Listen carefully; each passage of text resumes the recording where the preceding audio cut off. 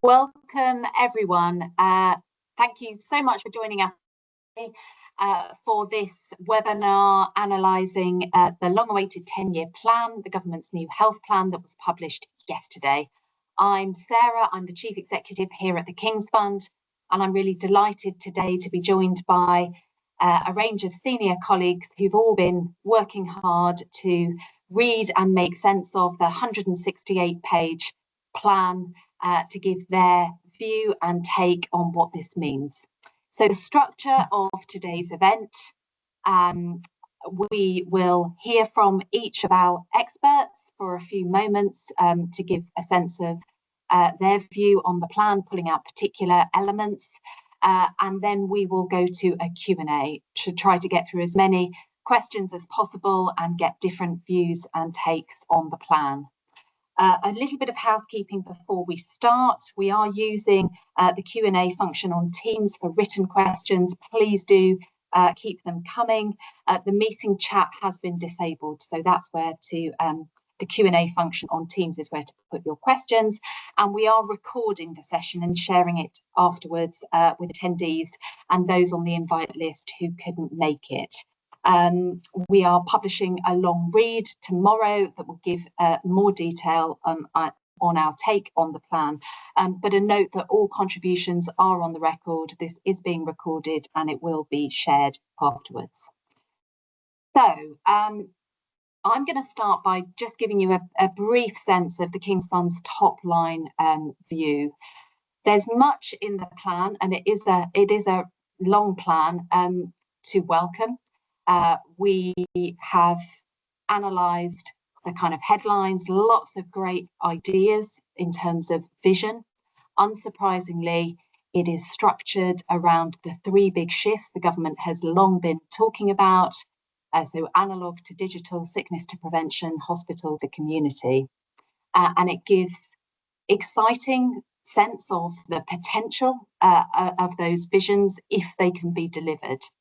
I'll hand over in a moment to colleagues who will give you a deeper sense of the detail, but I think our key question is there enough on deliverability? Lots in the plan isn't terribly new. We've heard successive governments talk, for example, about a vision to move more care from hospital to community, creating equivalents of neighbourhood health services, and we haven't seen this wholesale shift. So what is going to be different this time? Can we believe that in a few years we'll see a big change? The plan does talk very clearly about people's frustrations with the health service and seeks to put power back into the hands of people and patients. And so it's really big on choice and on tech to that end. And again, I think the devil is in the detail, and can we see this be delivered? The plan is very big on tech, and we'll have an opportunity to delve into that. Promises around the NHS app being advanced very quickly, and the opportunity for a health service that is much more two-way and digitally enabled, both for patients and for staff.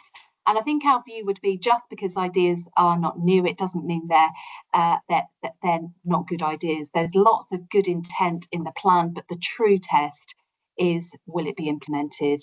And what does it say to the workforce, who of course will be charged with delivering? Does it say enough? So with that, I'm going to first hand over to my colleague Siva for his headline take. And Siva, you've been, I suppose, particularly thinking about the funding and the implementation of the plan. What's your view? Thanks, Sarah. Hi, everyone. Morning. So I've got 5 minutes. I'm going to make, I think, 5 points. We're aiming for about 5 points when thinking about the plan overall. The first is, I mean, the plan really does flood the zone. I'm still trying to make sense of all the policy proposals because there are loads of them. And a lot of them are really good ideas, but just to give you a sense of the scale, on page 80, there's a sentence that says the NHS will also establish its own self-financing improvement capability. So just get your head around a £200 billion industry that employs 1.4 million people. What sort of improvement capability does it need, and how is it going to self-finance it? So when I say flood the zone, there are sentences in here that will cost hundreds of millions of pounds. So there's a lot more detail needed. So the first point was about how it floods the zone. The second point is what sticks with me, and I don't want to steal Nicola's thunder. But one of the things that I found really striking about this plan is every other big reform plan I've seen for the NHS, it says, here's new service that we're going to deliver. Here's how much more funding is on the table to deliver it. And here's how many more staff there'll be in place to make it a reality. And this plan does something very, very different. Again, sorry, I know it's annoying sometimes to quote page numbers, but if you're limited on time, read page 97 of the plan, where it says that the existing NHS long-term workforce plan did little more than extrapolate from past trends into the future. Well, first of all, that's how a model works if you're making a projection. But what they then go on to say is, under this new NHS 10-year plan, fewer staff will be needed than are currently projected to be in place over the next few years. So that is a really different, striking, fundamental change that this plan envisages. And going back to your point, Sarah, the way we think the NHS is going to need fewer staff in the future is by betting the farm on technology. Technology that means you can have AI scribes, ambient voice technology to help clinicians be more productive, single sign-on technology, which means you don't waste as much time logging onto your computers in the morning.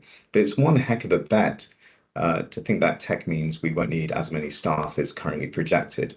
And that gets me back to trade-offs. So since day one, I think Wes Streeting has been really strong about talking about the need for trade-offs. We can't have everything. We now have a plan that says what we'll get, better access to healthcare through the NHS app and things like that. But it's, to me, relatively silent on the trade-offs. A lot of what we won't get is implicit. So I know I've said it before, but I have a very clear idea of what this government intends on the 18 weeks target for routine operations like knees and hips. I still don't really know what this government's ambitions are for where ambulance waiting time should be, or A&E waiting time should be. And when I read the plan, I don't see the answer in there. So the second thing is what stuck with me, betting the farm on tech with some serious implications for the NHS and relatively few trade-offs. The third thing that stuck with me is where the really important, bold ideas, the need for more specificity in delivery. And just to pull out one example, I think it's really good that the government has been clear that over the next 3 to 4 years, the share of frontline spending in the NHS on hospitals would go down. We've been calling for that. A lot of the work Beccy's done has been calling for that. But what does go down mean? How much? What's the target? If I was running a hospital, I would be sat here thinking, well, if it's meant to go down by 5 or 6%, that is a fundamental difference to the quality of care and access to care we can provide. If you're talking about 0.5%, again, a different kettle of fish. So I think a lot more specificity is needed before the plan can actually be implemented. I'll try and speed up. The fourth point was about testing. A lot of these proposals really are quite seismic. So just to pick 2 examples, universal genetic testing for newborns. That is a huge intervention in the compact between individuals and the state. So again, how is the ethical implications of that, the reaction to that, how is it going to be worked through? A sentence has big implications. And the other thing that was trailed before the plan was released was patient power payments. So the idea that if I use a maternity service and I'm not happy with the care I receive, I can make a complaint, and as a result, some of the funding is withheld from the local hospital. I mean, I've been working in healthcare for about 20 years, and I still feel sometimes when I get poor care in the NHS, is there a secret register somewhere where if I make a complaint, I'll get poorer care the next time around? So I think testing this and understanding the human impact is really important. And the final point I'll make before I shut up is about beliefs. And there are a few things in the plan when I read it that I think this says a lot about the beliefs of the authors and ultimately the political masters behind the plan. So, a few sentences like NHS providers are treated the same today, whether they deliver good or bad services. The NHS has become addicted to deficits, and we need to learn from other sectors and perhaps put NHS financial management on stronger statutory footing. All the stuff about foundation trust freedoms. There's a strong sense here of, if I was to put it bluntly, a sense that there are good parts of the NHS and they just need to be unleashed. We just need to give them more freedoms. And I've got to be honest, I think that when I look at the NHS, I see much more of a mix. At least I see much more of a mix of organisations that perhaps do need to be set free from government control and can flourish, but other organisations that need a lot more support. So I think the beliefs, and have to come back to it later, behind some of the words are really instructive. So that's flood the zone, what sticks with me, specificity, testing and beliefs. Yeah, thank you, Siva. And so, I mean, you're right, the plan contains lots of ideas. There is this question about how explicit is it being about the trade-offs. I didn't touch on it in my opening, but there's rather a lot around genomics and a nod to life sciences strategy, which we expect relatively soon. And then back to this issue around specificity, how clear is the government being, which links to trade-offs, I suppose, about what will stop, what will need to be downgraded if we are to forefront certain ideas, which leads me very neatly to Beccy. Beccy, being forefronted, absolutely no question, is this idea of a neighbourhood health service. It was the announcement that government put out to coincide with launch day yesterday. So really interested to get your view on that and other elements of the plan. Great, thank you, Sarah. So we've long called both for the shift in towards neighbourhood health services, but also to understand why it hasn't happened, despite people have calling for it for the last 30 years or more. And we really welcome the commitment to rebalance the proportion of money that's increasingly swung towards acute hospital-based care over the past year. So looking forward to seeing more about that. So while there's lots of positive things and lots to welcome, I just wanted to highlight a few things that give me pause in the plan. First is to say, I think that this could possibly risk missing the point of what shifting to a neighbourhood health service is all about, and that's enabling people to live as healthy lives as possible in their communities. A lot of the effective neighbourhood services we celebrate, Fleetwood, Bromley by Bow, are hyper-local, co-designed with communities and supported by relationships that go way beyond clinical care. I slightly kind of got the impression the plan focuses on neighbourhoods as the focus of how we deliver services to individuals rather than this broader approach with communities. And I guess of particular note to me was that the voluntary sector seems to be positioned more as a service provider than as a strategic partner or advocate or bridge to community. The other thing, second point I'd make is that general practice and community services really have to be the cornerstone of neighbourhood health. General practice, particularly our universal general practice, is the only view of the world. But those services are under immense strain, workforce shortages, lots of challenges, and we'll really need to understand more in the coming weeks about how they'll have the time, the resource to take on some of the expanded roles in leadership of neighbourhood care. How are they going to do that? How are they going to get the skills they need to co-create alongside communities? And so given that, you might find acute trusts assuming responsibility for these neighbourhood health services, and clearly some are already expressing interest. But I'd say that still has to be done in the right way, with a focus on communities, not just about reducing pressures on their own organisations, cutting weight, all these kind of things. They have to be about this broader message of improving health and making sure the right partners are involved. We don't want to just relocate hospital-based biomedical models of care into community settings. And I guess I just want to make sure that we don't privilege providers best placed to take on the contracts right now than those who might be better suited to lead them in the longer term. Another thing I noticed was that it often conflates neighbourhood, the plan, with coordination of services. The development of high functioning teams doesn't just happen through sticking them all in the same building. A lot of the admin issues that are highlighted in the plan and people's frustrations happen within hospitals between different specialties, not just between sectors. So if we're really going to improve coordination of care, we need to think not just about location, but the time and skills it needs to build relationships, to understand each other's roles, to develop trust, and the leadership and support to do that work will absolutely have to be at the heart of the implementation plan. It also really needs the best managing clinicians we've got to be trained for and want to work in primary and community settings. While there's a commitment to expose nursing students to more neighbourhood settings in their training, there isn't the same commitment for doctors, for managers, for allied health professions, and we don't want to limit the pipeline of future leaders who are really trained to work and are motivated to work in a more neighbourhood approach to care. Final point I want to make is that one of the key factors that's held us back from making the shift in the past has been the idea that it will generate short-term savings, and there is absolutely no evidence of that is true. So the R on ROI in this will have to be about improved healthcare outcomes for patients, not short-term savings. It's going to require the development of robust metrics for measuring outcome beyond cost efficiency or impact on hospital admission, and we don't have those at the moment, so development of those metrics will be really important. This is the right thing to do for the longer term, and it will generate longer term savings, but it will not develop short-term savings. We can't extract those savings from hospitals. So lots to welcome, lots and lots to welcome. But a neighbourhood health service will only work if it's developed with communities and has a focus on the wider health of those communities, not just on the delivery of services. Becky, thank you. Great summary, and I'm sure we'll return to some of those themes.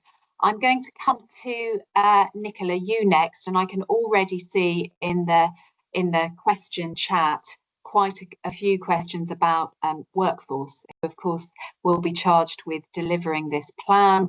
There is a chapter in the 10-year plan specifically on the workforce, perhaps the absolute headline being a new workforce strategy is coming later in the year, and this prediction of requiring fewer staff than previously thought over the long term. But really interested both in your view on what the plan says about the workforce, and then other reflections on how the workforce is going to be equipped to deliver the plan. Thanks very much, Sarah. Good morning, everyone. We welcome the ambitious tone that's been set. Some of my colleagues I spoke to yesterday felt it was overly ambitious, the section on workforce, so again reinforces some of the tone of what Siva said earlier. There's lots of laudable commitments though, and especially the emphasis on improving staff and well-being. And others that we picked out when we went through it as a team yesterday were the emphasis on personalised career plans, the use of artificial intelligence as a clinical assistant, if it works, if we get people supported, and if we do get the technology. When I spoke to some leaders and staff yesterday, they welcomed that. They could see that staff would be motivated by freeing up the admin time. We also, as a team yesterday, welcomed the emphasis on the messenger review recommendations. We were part of that group that put those together. The leadership support, the emphasis on leadership, that was really good to see. And the other thing really to say is that goes back to your earlier point, Sarah, about the long-term workforce plan. There were mixed views about this because people were suggesting that actually a fresh look was needed. It would mean fewer staff, but if we had a different way of working, both with colleagues and also with communities, carers, families, that may alter what is actually needed, especially if we're going to shift the emphasis into the community away from the hospital. But as one of my colleagues said yesterday, what we don't want to see is the biomedical model, if you like, lifted and shifted into the community. It's about different ways of working. So we would have liked to have seen a bit more emphasis on the different ways of working. So echoes what Becky has just said about neighbourhoods. We would also, I suppose, like to have seen one of the themes that kept coming up when I had conversations with leaders out in the field yesterday was, yes, it's ambitious, but they feel the plan underplayed the impact of change fatigue and the lack of trust that's in the system. Years of top-down reform, post-COVID trauma, and structural churn has really taken a toll on staff. And related to this part, there were concerns that if staff and leaders were going to work differently, they needed to, if you like, work more towards a shared leadership model, more towards collective impact as opposed to reinforcing a heroic leadership model. And we didn't really feel there was enough emphasis on different ways of working. The other key thing, although I've said we welcome the emphasis on health and well-being, what we would have liked to have seen was a bit more emphasis on tackling sexual harassment and bullying in the workplace. There was some stark statistics in the previous NHS staff survey, so we would have liked to have seen those highlighted. The focus on digital tools, that's already come up, but some of my colleagues feel that it's too heavily weighted on a technocratic solution as opposed to different ways of working. So that we would like to have really seen come to the fore. Co-location is great, but we know from research in the past that people need support in working differently with others. We would have liked to have seen more emphasis on cross-sector leadership, for example. And ultimately, as has been alluded to before, you know, we've got to balance aspiration with realism, and we need to empower staff and leaders to make the changes that are necessary, and that will need to be about working differently. And one thing that has come up in conversations this morning, and I know it's a point that we raised in research we did a couple of years ago, is this need for NHS leaders to take a more external facing role, if you like, to work closely with the mayors, to take a more civic leadership role. So I'm going to end on that point. Thank you. There's an awful lot in there, and actually some of your comments echo what's coming through in the Q&A. So thank you all. I'm going to turn now straight to the Q&A. Lots of questions coming through, and I'm going to try to group them. I'm first going to go to, I think, health inequalities and the sort of sickness to prevention shift, because we haven't talked much about that yet. It is one of the government's 3 big shifts, and I'm going to start with the panel, and then I'm going to put on notice David Buck, our senior fellow, to ask for his take as well. What do you think about this sickness to prevention shift? Does the plan go far enough? Beccy, do you want to come in on that first? Sure. And I guess for me, that's part of this issue about the wider community, that our healthcare is only a fraction of our healthcare, as we know, is determined by our interaction with health services. That wider sense of social cohesion and social interaction is far more important to our health. And I want to see a bit more about that. I guess it's the weakest part for me in the plan.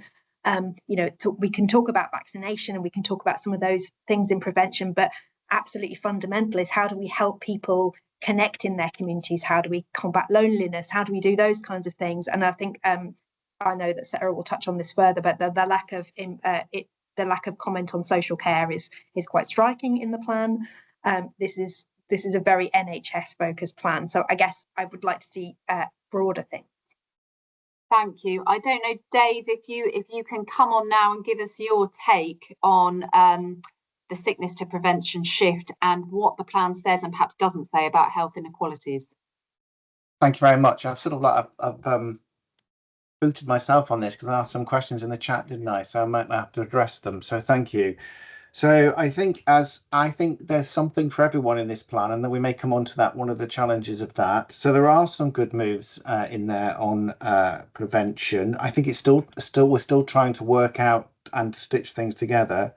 There is quite a big move on obesity potentially, if it is implemented, around the role of major food retailers and getting that right. We know that they account for a vast proportion of our calorie intake. So if you can actually bring major food retailers in, and it feels like the government is moving to a much more mandatory approach to that, and then that could make a big difference over time if it sticks. But we know lots and lots of obesity policies have been announced in the past, and hardly any of them have stuck. So there's lots of conditional statements on that. Very, very disappointing on alcohol. There's very, very little on alcohol. That was one of the things that we were expecting much more on. That's probably the most disappointing aspect on prevention, I think, and probably points to challenges in getting this through government. So there are things there. There are talks about modern service frameworks. Very hard to understand what that might actually mean, but potentially if that's rebooting and emphasising things such as diabetes and CVD and also mental health, could make some difference depending how they're delivered, and to what extent. I think overall, and there are some things there about resource allocation and maybe waiting more for deprivation, etc. I think overall, on health inequalities, there isn't a really clear thread on health inequalities throughout the plan, which is frankly disappointing, and disappointing for two reasons, really. Although, as ever, there are specific things that you could make a good story with, but it's not a thread that goes throughout. And that's disappointing for two reasons. I think one is actually Labour has actually a pretty good past on health inequalities. It did have a health inequalities target, and when it was last in administration, it seems to have forgotten perhaps some of the success that it had at that point. And secondly, looking to where we are now, the government has a goal, ambition, or a target, not clear what, to narrow the gap in healthy life expectancy by half between regions. So that phrase is mentioned in the plan, but does the plan stack up, in my view, as a means to achieving that? No, it doesn't. So we will push and we will hope for more from government. How does this plan contribute to the bigger picture on health inequality reduction? I will finish, only one thing adding in here and then finish. But again, there are some good things. So there's the more freedoms, for instance, for places like Greater Manchester, and I personally do see real opportunity in English devolution. Does this plan talk very much about English devolution? No. So what the key thing on health inequalities, I think, is how does this plan connect into everything else that the government is doing, and what's the really coherent approach to meet its goals? Thanks. Sarah, sorry, could I just say Yes. one thing very quickly on prevention and public health? So I think the government does deserve credit for taking some action on prevention. So the new mandatory targets and reporting for healthier food sales in supermarkets, I think, is a good step. But a year ago, the thing that excited me most about the government's policy was the prospect of a health mission. You know, all the parts of government coming together to act in concert to improve our health. I think unless the government pulls its finger out, there's a very big risk that in 3 or 4 years' time, the flagship policy that makes the biggest difference to our health will be a smoking ban that was introduced by the previous government, and they deserve credit for sticking with it. I think that would be a pretty poor state of affairs. Thank you. I mean, I can only agree. And Dave and I were chatting about this yesterday. The plan does allude to other government department activity and action, and that begins to get you towards this whole government effort. This phrase, which is not terribly fashionable now, but health in all policies. So really thinking through, how we tackle our poor and stagnating life expectancy, the huge gap in years lived in healthy life between the richest and poorest, but it stops short of the sort of mission, agenda, and sense of guiding purpose that we were hoping for. We may return to that. And can I go next, Siva? Whilst you are on screen, we've got lots of questions coming in about essentially deliverability. So, as an example, given the relative lack of money, particularly for capital, and given the widespread structural reorganisation already underway, how likely is it that the more ambitious elements of the plan will ever come to fruition? And perhaps just one more to give a slightly different flavour. The pace of delivering the commitments over the full 10 years of the plan, of course, is partly subject to future decisions outside the scope of this plan, future spending reviews, planning guidance, and so on. How hopeful, from what we have seen so far, are you that this plan can be delivered in the context of reasonable financial constraint and rather a lot of reorganisation happening? Wow, good questions. I would say that some of the plan will be delivered in some parts of the country, and I'll come back to that in a second. But just on the capital stuff, I think this is where a more detailed reading of the plan is really worth it, because, you know, there are lots of things in here about, yes, we accept that capital funding, you know, long-term funding, that, you know, things like buildings and equipment that help the NHS deliver in the longer term is constrained over the rest of this parliament. There's no getting around that. But part of getting around it is new things that might be on the table, like public-private partnerships, which is not the same thing as PFI, but it's another mechanism for getting funding into the health service to help set up neighbourhood health centres, for example. And again, there's some really important sentences that relate to billions of pounds of funding. So 3% of funding over time to be held back by providers to spend on transformation. So essentially you're creating a local NHS transformation fund. So a lot of detail to work through, but I think there'll be some money available to support this transformation. But Jeff's absolutely right. You know, the plan, I think what happens now is you've got the plan. We anticipate that planning guidance, which is much more detailed implementation guidance, comes out sometime this autumn for the NHS. And then I think there's going to be a sprint for local parts of the NHS to read that planning guidance, refer back to the plan, and come up with their local plans for how they're going to do all this. But I think the vibe in about 5 years' time is going to feel a lot more like the 5-year forward view. There'll be parts of the country, maybe Manchester, maybe Dorset, maybe Somerset, where you can look at them and see that the plan is being delivered. But I think there'll be other parts of the country, either because of historical challenges or a lack of funding, or they've got other pressures just delivering the current business model of the NHS, where they aren't as far ahead. And I'm emphasising that because we've still got a national healthcare service. But I think the way this plan is going to be implemented in practice will mean that there's quite a lot of variation in the care we receive in 5 years' time, rather than an attenuation of all that variation. Thank you. I'm going to turn next to patients and patient voice, if I can, and just a signal to other King's Fund colleagues on the line. If you do want to come in on this one, please make that known. So as we've said up front, the plan is pretty big on both recognising, I think, patient public frustration at the moment with sometimes how difficult it is to access NHS services. We've published a lot on this, talked about NHS admin as an example. At the same time, we are seeing, Dan is on the line. Dan, do unmute and so on. We are seeing various steps in the plan that abolish or see the demise of some of the infrastructure that's been in place to advocate on behalf of patients. So, for example, Health Watch will be no more, and related. So is there a disconnect? What do we think this means for patient advocacy, patient engagement, and the genuine responsiveness of the health service to people and patients? Dan, do you want to start?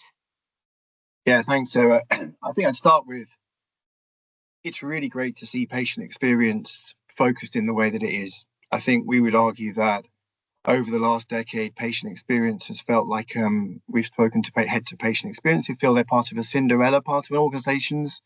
It's absolutely front and centre in the plan that if you're going to judge the success of the service, then the best placed people to judge it are those that it serves. And that's absolutely key in this. And I think it's really to be welcomed. On Health Watch England specifically, my personal view is that actually it's really helpful to have an arm's length body that is removed from the provision of services that's able to hold the system to account. So great to have a national director for patient experience in the Department of Health and Social Care. But my experience working at NHS England is that you are partly responsible for the data that tells you whether you're succeeding or not, but you're also responsible for provision of services. And that feels to me like a potential conflict of interest. I would also argue that Health Watch England, after a rocky start, was doing some exceptional work. We worked with Health Watch England on the admin work. Admin's a really good example, patient admin. Letters arriving after the appointment, all the things that we know too well are not working or dysfunctional. Health Watch England were hearing from people in that unsolicited feedback, not what the system thinks it ought to ask, but what patients themselves need to tell the system. And Health Watch England had a key role in that. So I think we find that news disappointing, particularly given how functional and how effective that organisation was. And we'll be certainly looking to make sure that there is still that key patient voice in there. I think some of the more sort of headline things have been, Charlotte Nichols has asked in the conversation about the patient power payments. Now, what's really interesting in that is that it seems to signal two things. One is patient power payments based on sort of more robust measures. So, and I think we would say, okay, yeah, we've done that in the past. Best practice tariff, some of the work on sequins, the QOF, to say, actually, if we want patient experience to be central to business, then we need to reward organisations that are doing it well. The slightly more contentious one, as Siva has flagged already, is individual patients being able to withdraw payments. I think that's potentially problematic. It's good that it's being trialled. There will be lots of unintended consequences. And I think for people on this call just thinking, well, what would you do? I think many people do not want to take money away from the NHS.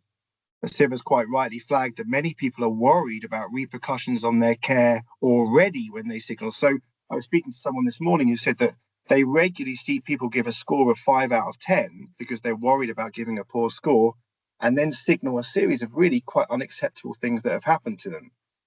We really welcome the fact that complaints are being reviewed. I think if you speak to anyone that's gone through the complaints process in the last few years, they would find that really just, a really disappointing and often upsetting process that they've been through.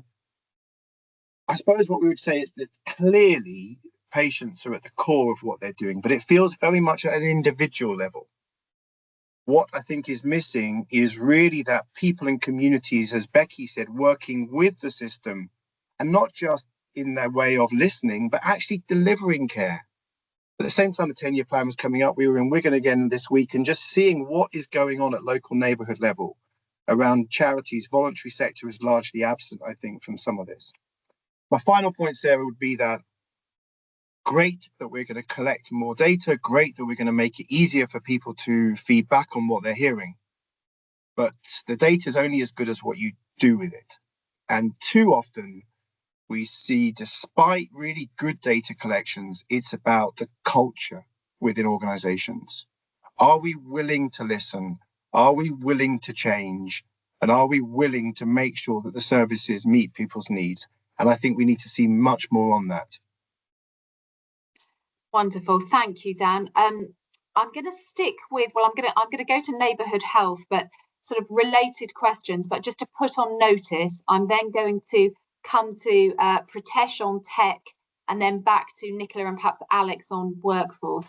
So Beccy, there's a whole series of questions about the delivery of neighbourhood health services, neighbourhood care, as you alluded to, needing to work with people and communities. The plan still talks about buildings rather than people. So nice link with what Dan was just saying. How do we break the link to a building? There are other questions on a sort of similar theme. Yeah, and I think the plan does talk about neighbourhood health in two and sometimes interchangeable ways, which is to say, it's about a neighbourhood health service and neighbourhood health centres, and those centres are the bit that kind of attracts the attention, the single buildings, and obviously the plan was launched in a neighbourhood health centre. I think there will obviously be places where a neighbourhood health hub is a brilliant idea, using either existing space or new buildings to bring people together so that people can have a one-stop shop or a more local place they can go for their diagnostics, that they don't have to go to multiple providers. However, that's much less important than the fact that they get the care that they need in their community, and that is joined up in a way that makes sense. This plan for me feels quite transactional. It focuses on speed and access and continuity only for those with the most complex needs, even when the evidence tells us that continuity of care is really important for everybody, not just for those with the most complex of needs, and actually can have a real benefit. I think thinking about the things that Dan's just mentioned in Wigan, in Fleetwood, in Bromley by Bow, where the services of there have really listened to communities, and what they provide looks really different between those places and from other places around, because they're responding to the needs of those communities. The work that we did around people in Grenfell really helped us see how important it is to listen to people in communities and to work alongside them to develop what they need. And it doesn't need to look like traditional service delivery. The skills to do that, the time to do that, the support to do that is hard and probably doesn't exist in the NHS itself. It will need that partnership with the people who know how to do this stuff. They'll need to work with the voluntary sector, with local authorities, thinking about those more strategic partnerships. So this is a very new way of working. We need to break the link to building. And I think the way to do with that is in our listening to community rather than a focus on service provision. Thank you. I'm going to turn now, conscious of time, and we could, of course, talk for hours, and we've only got 20 minutes left. So it's quite a straightforward question on tech, but I think it summarises quite a lot of our sort of musings over the past day or so. Do you think the plan falls into rather naive, magical thinking when it comes to digital and data? It does seem to place an awful lot of confidence in AI, for instance, when we are at an early stage of adoption. Pritesh, if you're there, please do come in first off, and anyone can add to it. Pritesh, hi. Hi, thanks, Sarah. Yeah, so I suppose the amount of tech and the level of tech in the plan is dizzying. It's absolutely exciting and fantastic to see. But a great question. I think that we've got a realistic amount of technology in the shift. I think it is achievable. I think that largely speaking, we're irrespective of kind of how it's labeled, I don't think it is a chip in your pocket. It is compiling information from the NHS website, for example. It is using triaging, which is already in the healthcare system, signposting. So it's putting together a lot of these things that already exist in the healthcare system into people's pockets, in people's apps, which is, I think, a great move, assuming that people have the capability, the skills, the experience, the time, the knowledge, all those other things that go around being able to use the technology, because otherwise there are only a small number of people that will be able to take advantage of it. On the AI front, I think, like I said, it's largely achievable, but it is dependent on what is our acceptability for a technology that is imperfect in some ways. So it is not absolutely infallible technology. It does have errors. And how much of that can we accept in a healthcare system that is severely under strain? And how do we make sure that it is safely being provided into the healthcare system? So I think really good. Where it does come to magical thinking, unfortunately, the infrastructure piece is missing. The capabilities within the healthcare system is missing. The magical thinking is that another tech solution will solve the data flow challenges that have long plagued the healthcare system for a couple of decades plus. So that is where I think there is absolutely magical thinking, and we really need to have that as part of the delivery. Thank you. Because a quick follow-up question is sort of where next on this? What will give you a bit more confidence that there's this full understanding of the sort of capability challenge, the data flow issues? What would you like to see as a next step? So I'd like to see much more power given to patients on how they control their data, much more say. And so there's been really good deliberation within public settings with a wide range of people from, I suppose, what might be called seldom heard voices, as well as people you may hear more often from. But largely they agree, more transparency, more accountability, trust, better security. These are the things that we absolutely need to make sure that people can control and have the trust that their data is being used effectively. And then it's working with systems to make sure that they're supported in having allocating that 3% of transformation spend in the way that benefits them. So it's building capabilities within the healthcare system, building the skills. There was a comment around genomic services, so making sure we've got the right technical workforce as well. So the workforce plan, really good, but it does miss a lot of the technical, the data, digital and technical skills that are needed within the healthcare system. Thanks very much. And I think in a way that segues quite nicely back to the workforce. So if I could come back to you, Nicola, and then Alex, do come in. A couple of different sort of questions and takes, partly building on what you said in your initial comments. The 10-year plan discusses reducing sickness rates for NHS staff. Sadly, nationally, however, we're seeing significant cuts to wellbeing support and occupational support. How on earth does this plan aim to achieve reductions at the same time as these sorts of cuts are taking place? So that's one question. And then there is a question about, well, actually, why don't you start there, Nicola, and then I'll bring Alex in. Okay. Still early days for sort of dissecting the plan, but if I remember rightly, it talks about new staff standards and quarterly employer level reporting. So that, I think, will ensure we have to get some of the basics right, re-sickness, etc. But that's going to take time, and it's going to take a shift in culture, and it may well take some additional resource in some parts of the country. But I do feel this emphasis, and let's not forget the plan did engage with staff as well as patients, and I think that's coming through when you read the workforce chapter. And I do think we know from our research that if you look after staff, the well-being, you will improve productivity if you are able to ensure staff have autonomy, a sense of belonging. If they can see their contribution is effective, that again will raise morale. It will also ensure, I think, that people are a bit more receptive to the change.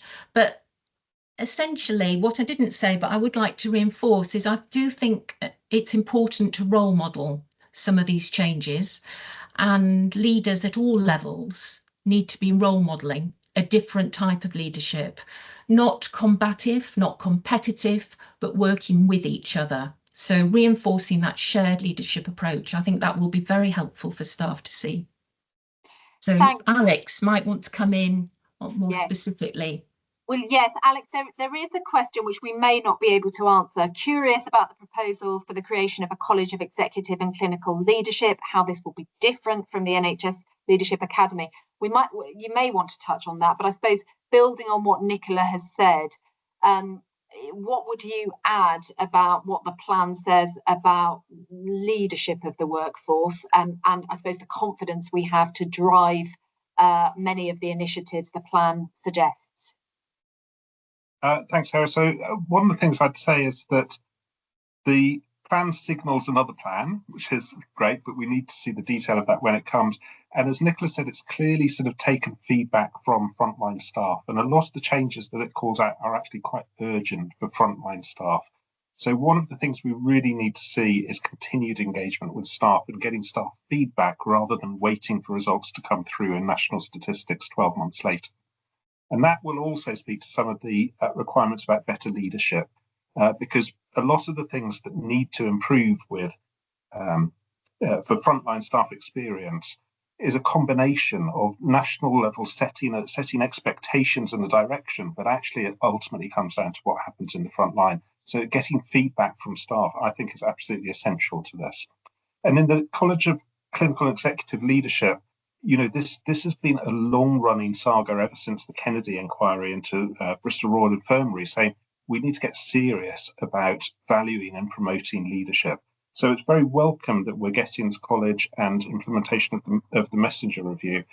But really, how many times can we go around this circle? It really does need to be done properly, and that will probably need some resources behind it, which won't be welcome hearing for the Secretary of State to hear that. But it is the reality that there's very little point in doing this again in a half-hearted way, in the way that we've had before.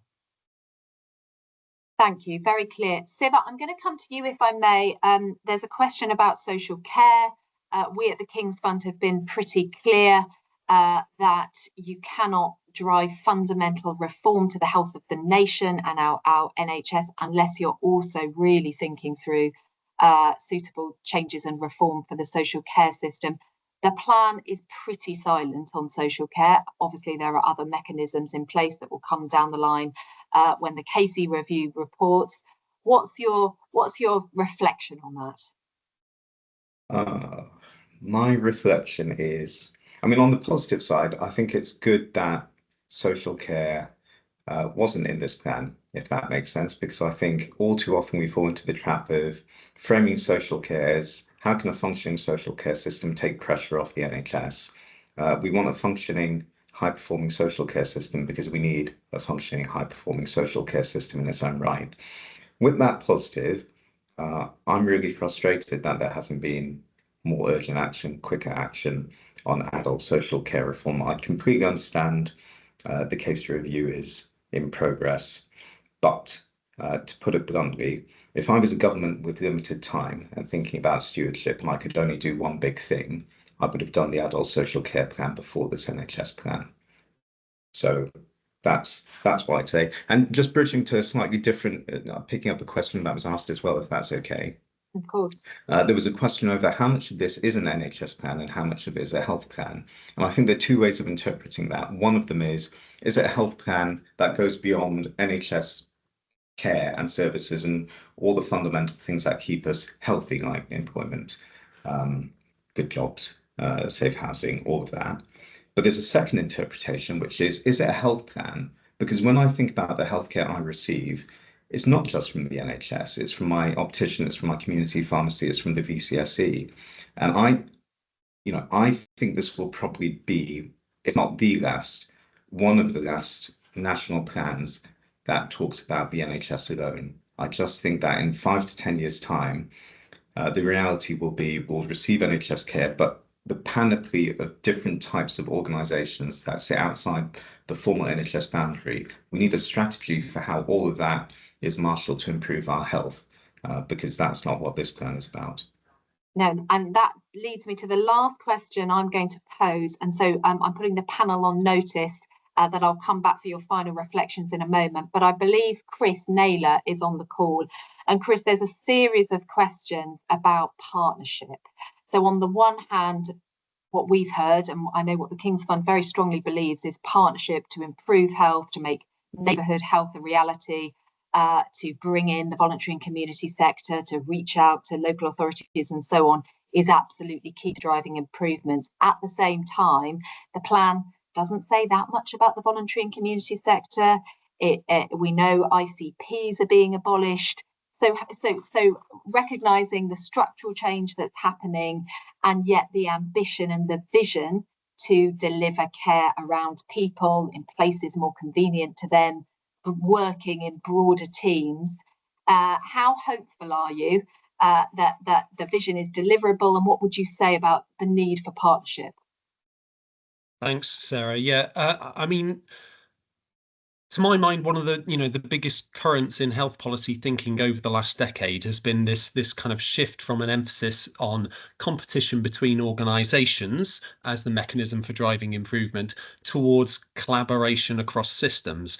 And when some of us in the King's Fund first started hearing some of the things coming out of the 10-year plan in advance of publication, I think we were starting to ask the question, is this the end of system working? So, some of the things around taking providers out of ICBs, so we have a kind of sharper purchaser provider split, abolishing integrated care partnerships, this intention to kind of focus the role of the ICB much more on its kind of commissioning and market management role and less on its sort of system stewardship and partnership role. So that felt like actually a really big change in the ethos. However, I think looking at some of the detail in the plan, it's a bit more complex than that. So there are counterbalancing things there. The ICPs are going, but the role of local government is being replaced to some extent by health and wellbeing boards leading the development of the new neighbourhood health plans.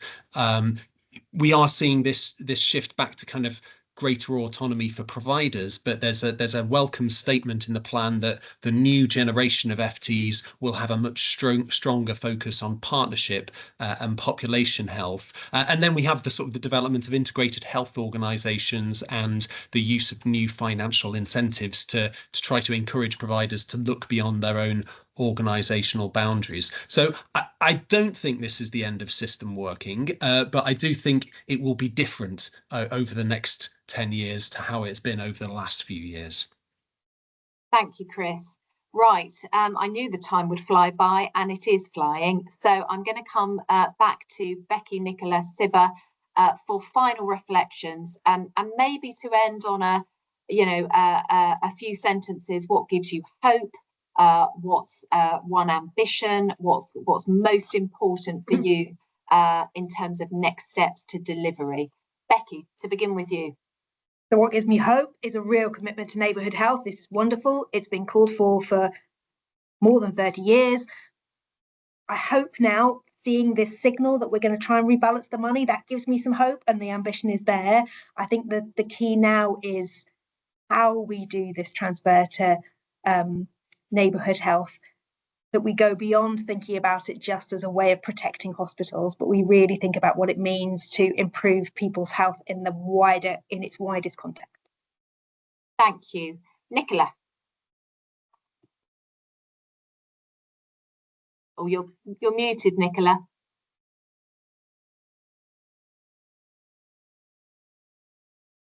Hope. My hope is that we see the real development on skill capability, because there's lots of statements in the chapter about what's going to be available.